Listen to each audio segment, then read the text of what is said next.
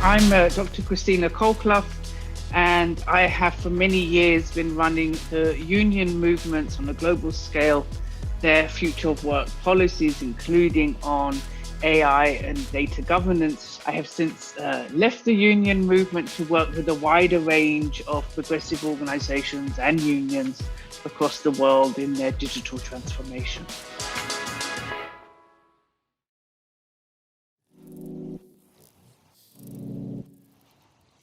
Human-centric AI is extremely important. I think we have to understand that technology is not born good and it's not necessarily born evil either. That technology, the way it gets articulated, used, the purposes of its use in the real world will very much depend on the frames that we put in place, how we govern these technologies, the demands we have to it. So one of these key demands is the human-centric, the human in command, that we put the interests of people, and I would add planet, as a prerequisite for any autonomous system. So in the world of work, of course, this means very much how do we respect workers' rights, human rights? How do we aim with this technology to empower people and not disempower them? So human-centric AI, for me, is a very key notion from development to deployment.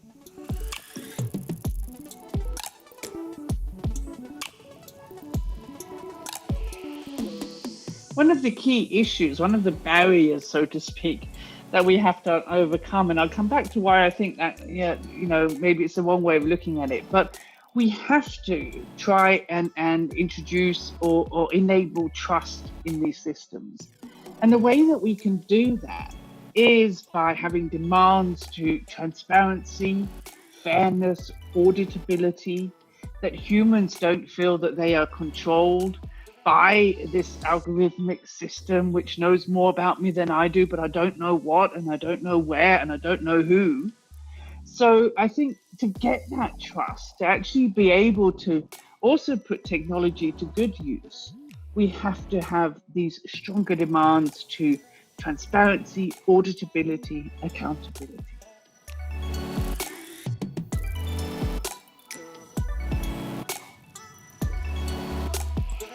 On the question of where the technology is going, there's two ways we can answer that. One is if we continue as today. And the second answer would be, well, what if we actually hurry up and learn from the things we haven't done so far? So on the first scenario, if we continue today with a very hands-off, free for all, roll the technology out and ask the questions afterwards, I think we're going to run into a situation where people do not have trust in these systems, where there's going to be more and more push from consumers, from citizens, from workers around the transparency. On the other hand, if we take the second scenario where we see a greater need to regulate, to govern these technologies, so for example, in the workplace, that there has to be some kind of a governance system that includes the workers in relation to the algorithmic systems, in the data that's being used, the instructions to the systems, but also constant sort of review after the system has been used. Is it having the intended effect? If not, what adjustments should we make, and so forth? Well, that will build the trust, but also, of course, the knowledge in, well, what is this tool doing to support us in our work as humans? So there's two, main trajectories we can face in the use of this technology, and I'm afraid if we continue down the path of what we see today, the trajectory of today, then I think we're going to run into a lot of trouble.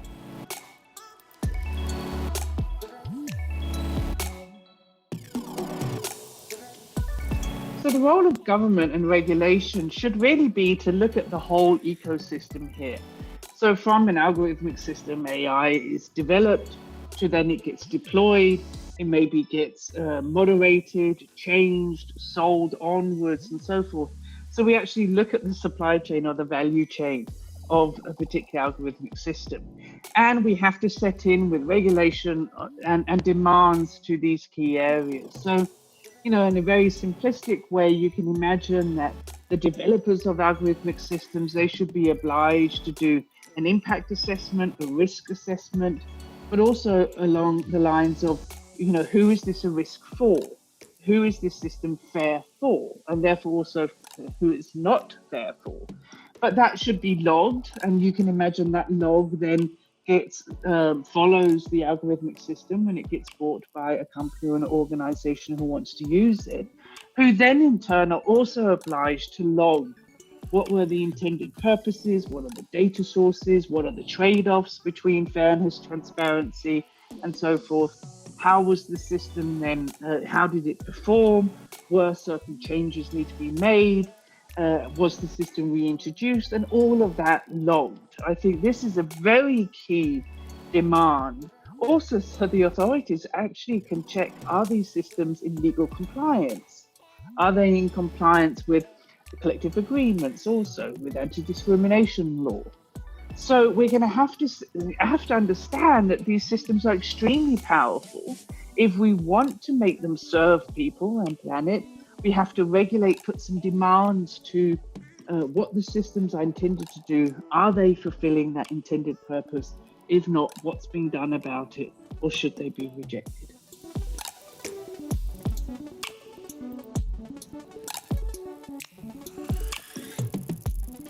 Certain organizations are taking steps in the right direction. I mean, we have the OECD with their AI principles. We have numerous AI principles from around the world, but the OECD's is the first intergovernmental one, which has since been endorsed by the G20 and 5 other countries in Latin America. For me, this is a very powerful starting point. But principles are principles. We should really aim at bringing these down to the level of practice and sort of saying, how do we not just remain in the words of good intent, but also put action behind those words and principles? So I want to highlight the OECD, the UN as well, with the Secretary General's roadmap for digital cooperation is also a wonderful step in the right direction to get people, so to speak, to row in the same boat. We also have the Global Partnership on AI, which seems to be doing very substantive work on bringing principles also into the practice. So we see things are happening. I would like it to speed up a little bit. Technology doesn't wait for slow processes. So I think there should be a greater commitment to bringing these principles down to the level of practice.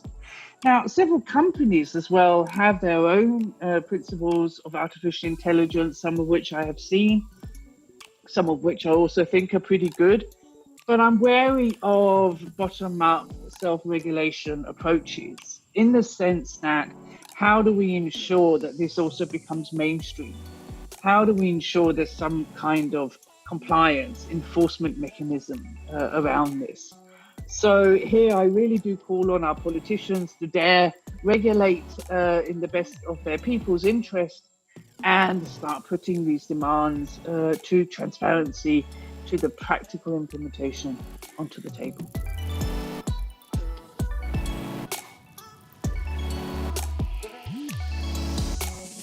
Future work is this massive fluid system that can almost be articulated in numerous ways. Now, of course, the expected economic downturn after COVID is also putting some murky waters into the picture here. But if I look at it, I think change is going to be the only constant, to use a well-known phrase. We will have to learn to work with new technologies. This is, again, not really something new, but I think the speed of change is going to increase. I think it's not just going to be isolated occupations which are going to be affected. It will be all occupations on all skills levels. So this learning to work closer with machines, building that trust, knowing what demands to the governance systems we should have, how to identify when a particular tool has maybe learned through machine learning adverse behavior. How can we quickly adjust and rectify that? But also, of course, our skills. What will be the skills of the future that put people in a position of them being an asset in the world of work? And here I really want to stress, and this is particularly important, We have lots of systems now coming up, scraping open data, trying to find growing skills gaps. There's a big problem with this information, and that is that it does not include all of the human competencies, the soft skills, which really make a difference in the workplace. I mean, nobody writes on LinkedIn, I'm the glue that sticks the organization together, or I'm the creative one who always comes up with these mad ideas, or I'm the one who's always got a smile on my face. Yet I think these are the competencies which are least automatable and which can together create this huge innovation and creativity environment. So that's on the skills front. I think in relation to the world of work, time and space compression, even more than we have experienced before, where whole exercise, if I can call it that we've been through the last months with COVID, working from home, working remotely, has shown that tasks are not necessarily place bound. Many are, and I don't want to disrespect that in any way, but many tasks are, meaning the labor market for particular tasks is going to grow to all areas of the world. So that's also going to change.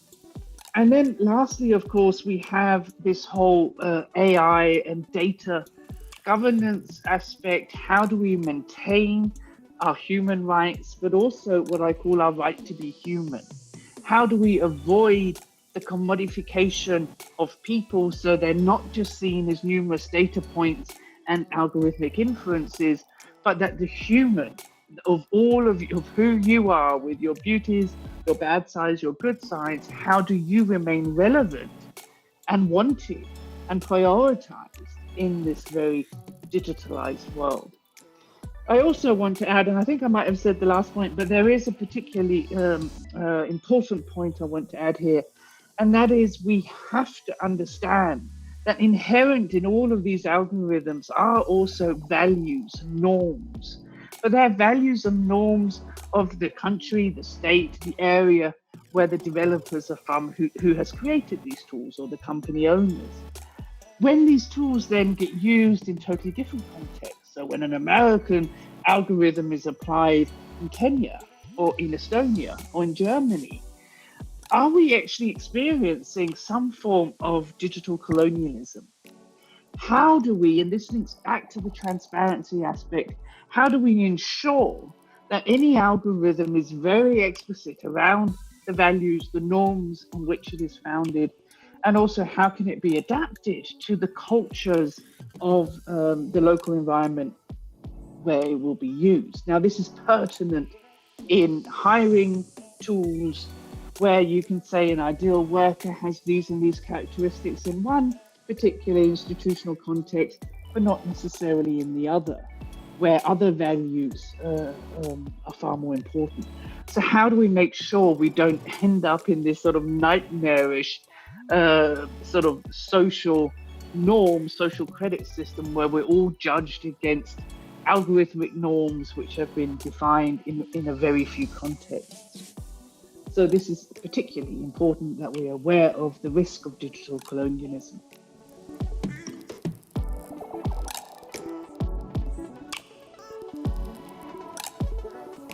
So my dream actually around the future is that we start focusing on the concept of rewarding work.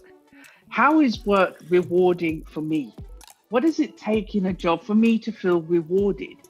But also, on the other hand, how can we ensure on a society level that all workers feel rewarded? So this is both a feeling and an action. Now, this will differ from occupation to occupation, person to person. For me, for example, rewarding work might be, it has to be intellectually stimulated, financially beneficial. It has to be social. I want to be part of networks. I don't want to be isolated. For somebody else, it could mean I want to be digitally empowered, or I want to have the space for cultural, religious freedom. It could also, of course, again, be financial security. But I think, if we look at the current situation in the labor market today with the rising labor, precarious labor, we have rising occupations of post workers, as Mary Gray so so strongly puts it. We have a lot of informal workers who have working with no rights. Well, they have the rights, but they don't have the right to claim them. We have unpaid domestic labor, which of course has been on the women's shoulders for many, many years. And how can we actually throw all balls in the air and make sure that all work, no matter how it's done, is rewarding psychologically, emotionally, financially, intellectually, digitally? So this change is a change of focus. It requires dialogue. It requires that we discuss how can we use technologies. If my rewarding work has to do with an intellectually stimulating a learning environment, well, how will the technologies deployed in the company or companies I work for, how can they support that, for example? If they're not supporting that, what can be done about it? But also, if we take a very famous case right now, the nurses, which for generations have been undervalued, especially in monetary terms, how can we really boost their confidence, boost our appreciation, not just in words, but in action, by asking them, what will it take for you to feel rewarded? And I'm quite sure that in their sector, they will also ask for better pay, right? So rewarding work is kind of an evolution of the concept of decent work. But the beauty of that term is that it is an emotion and an action. We cannot just sit back and expect everybody else to do something. This is something we have to understand that we as individuals and collectives should also do to one another.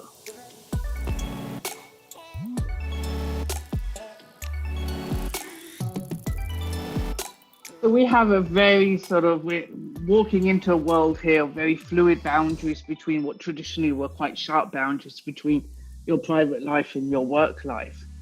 Now all of us who've having to work from home are suddenly, if you have smart speakers, if you have smart meters, if you have this internet knows, of course, you're home, you're using the internet. So if we look a little bit in the future and see more elaborate AI-driven systems where work and your private life, where these tools might begin to talk to one another and create even more inferences, for me, this is a really utterly scary scenario. It's scary because, again, it's objectifying us. We're becoming commodities. We're becoming pieces of a mathematical string of probability analysis. So what has to be in place here, and this is going into sort of a big topic, but we need far stronger data rights as workers, but also as citizens. We need to have the right to know what is happening to this data. We need to have the right to say no. You cannot use these inferences.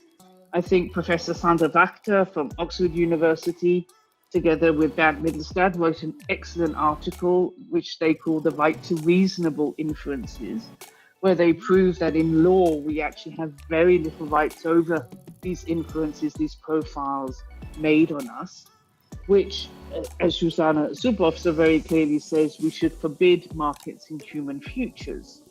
So, if we have an even more fluid boundary between work life, private life, social life, religious life, cultural life, then all that is screaming in my head is more and more inferences. And this is why we need to regulate these things, and we need to empower the individual, but also the collective. So you can imagine, community data, you can imagine worker data collectives.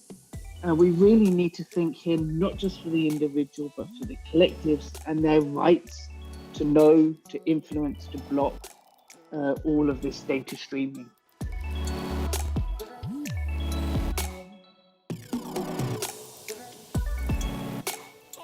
Well, if we assume that there's going to be this massive influx of artificial intelligence in our private lives as citizens, as consumers, as workers as well, then of course we're going to need to learn, what questions to ask. Now, this might sound for people who work in this field almost like, but I think for the majority of ordinary citizens, for ordinary workers, we cannot even imagine the power and potential of these technologies. So we don't know what questions to ask. We don't know what the threats to our privacy rights or human rights are. So public awareness building, number one, if we are going to imagine a future where artificial intelligence is so personalized, so individualized, that it is creeping into every part of our being and every part of our lives, well, this cannot happen without educating the population. I would also want to say I would hate that future to happen, not where the population is educated, but where AI is so personalized, it's integrating into every aspect of our lives. And this has simply got to do with the fact we have to leave fate to fate. We have to leave chance to chance. If doors are automatically closed and others open because of an algorithmic analysis or probability analysis, then suddenly, who's playing God here? Is that really the future we want? Life is a struggle. It's extremely harsh for the majority of people. But I would rather have that we have the freedom, the scope to explore that world without it being predefined by an algorithm, by essentially a thing. So linking back to the digital colonialism I was talking about now, there might be, take music, there might be a particular genre of music that fits a woman like me with the education I have, with the things I've done in my life. And suddenly, this particular type of music gets pushed to my smart speakers all the time.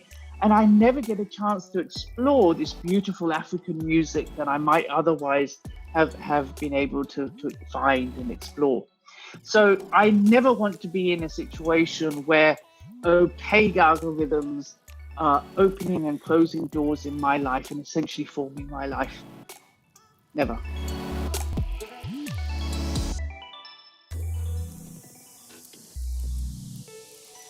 So in relation to whether technology can make things better, also in the workplaces that are not unionized or are in very antagonistic institutional environments, I think it's a very dangerous question to ask because we're almost giving a free will to the AI. Again, we have to turn things around and say technology is not necessarily evil, it's not necessarily good. We have to decide on the limits, the frames, the requirements to these technologies. In the countries where union busting is really prevalent, United States, but also in many other contexts, get over it. We have to stop this. We have to understand that every single future scenario we can imagine, and even that we can't imagine, is possible with these powers in these technologies. So we're going to need to converse. We're going to need to talk. We're going to need to find out what is fair for you, what is fair for me, how do we make the society work? So this union busting in the workplaces, this very top-down unilateral disrespect of the workers in many countries, that really has to stop, because the only thing that's happening was workers and employers are fighting is the technology is taking over. So my urge here is really to say technology can be used for good, but to make sure it's good for both you and me, we need to talk.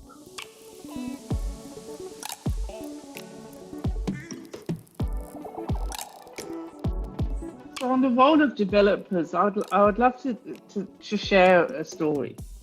So actually, in NeuroIPS conference in Montreal some years ago, I was on a panel with Element AI CEO and the Human Rights Commissioner of Australia. And the three of us were discussing AI and human rights.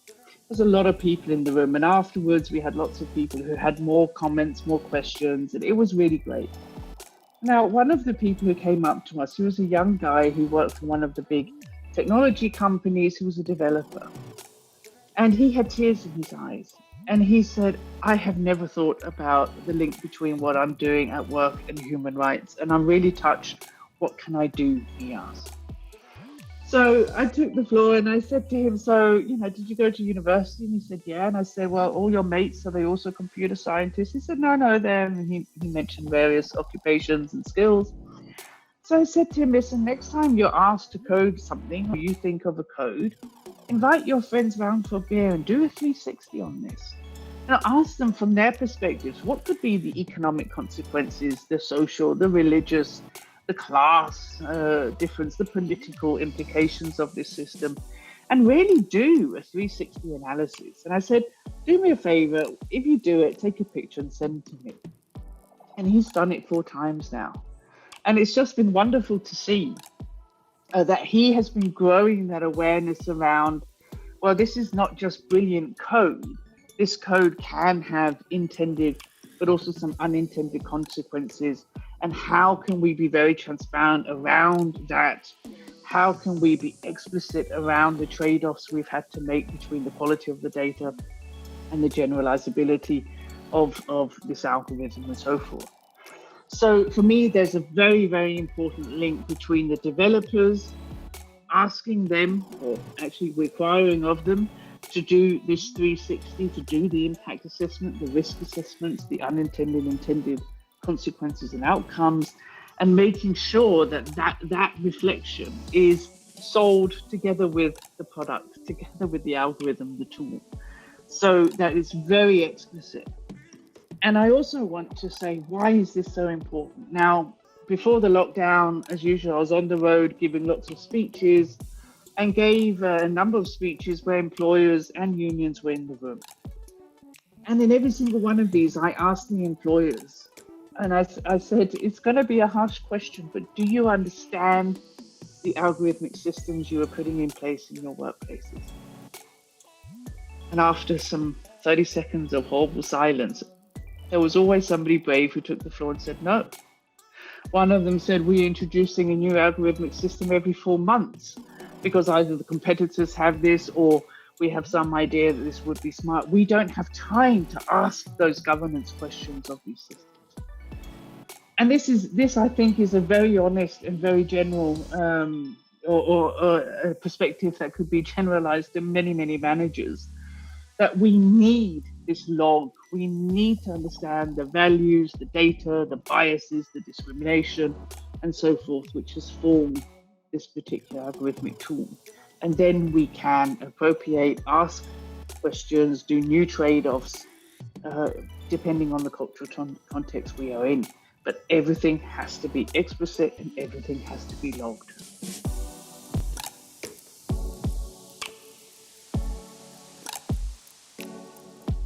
So on the question of data cooperatives, data trusts, I personally call it workers' data collectives, is a future scenario where we can imagine this unilateral data extraction, and it's owned by people we don't even know, and all these algorithms that we all are subject to and we have no control over them.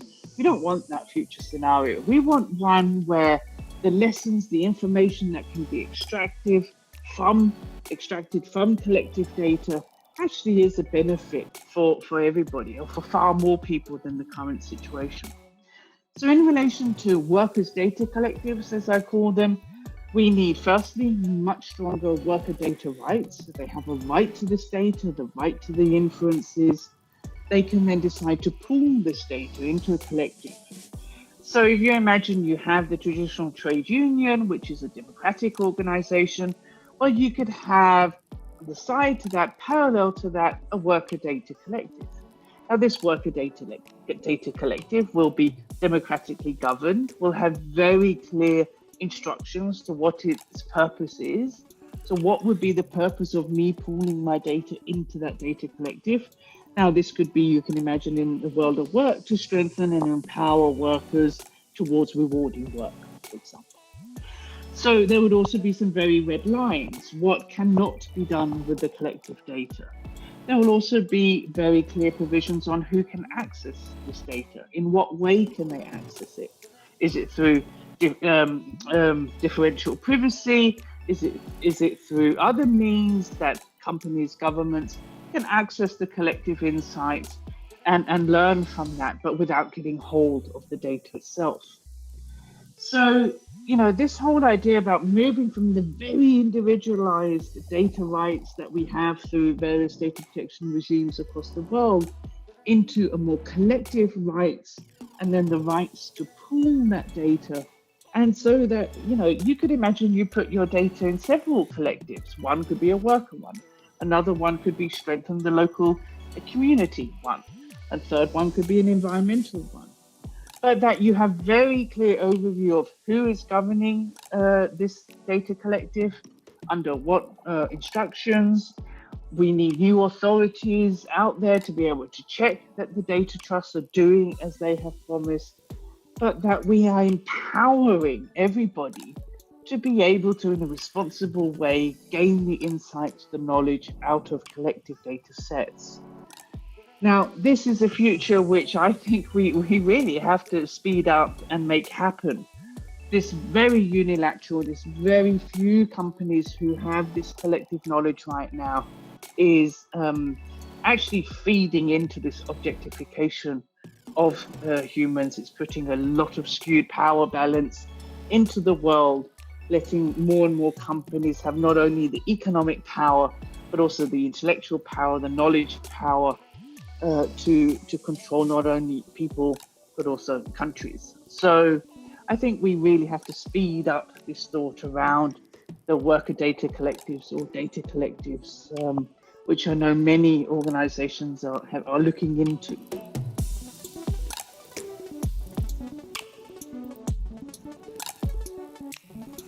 Another thing I think that we really have to start demanding of companies who do integrate autonomous systems or robotics or whatever is that this shouldn't come for free. And understood as, if you are going to introduce a disruptive technology into your organization, into your company, you should have an obligation towards, for lack of a better name right now, what I call a people plan. Now, that people plan would be to map your current workforce's skills, competencies, who would need some re and upskilling. If there are particular groups of workers or individuals who will lose their job, the company should be obliged to help them onwards.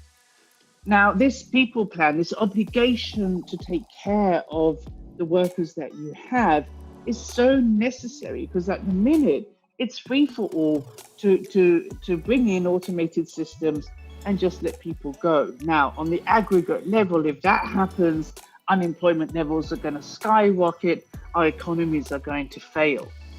So, whilst you're spending a lot of money on finding out what disruptive system, autonomous system to introduce into the company, also think about working on the people plan and start working with your people, their skills, their competencies, and so forth. This should be a requirement. And it will prevent this, oh, the robots are coming, as if it's an external civilization going to take over us. Again, we can form and shape what digital future we want, and this should be a requirement to all companies engaging in disruptive technology.